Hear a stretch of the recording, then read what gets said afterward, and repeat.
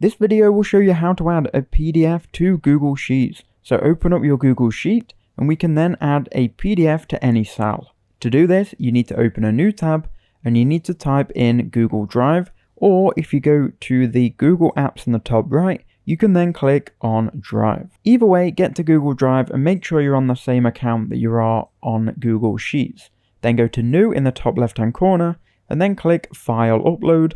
Here you can then find your PDF file and then click on Open. Once you've got it uploaded to Drive, go to Recent and then you should be able to see it.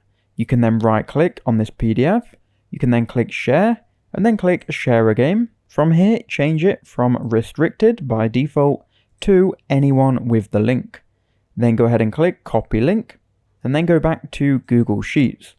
Now you can go ahead and find the cell that you want to attach it to.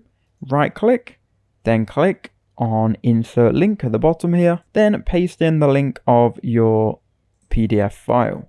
Then click Apply, and as you can see, we've now got the PDF file added, and if someone was to click on the cell, they'll be able to see it, click on it, and preview the PDF file.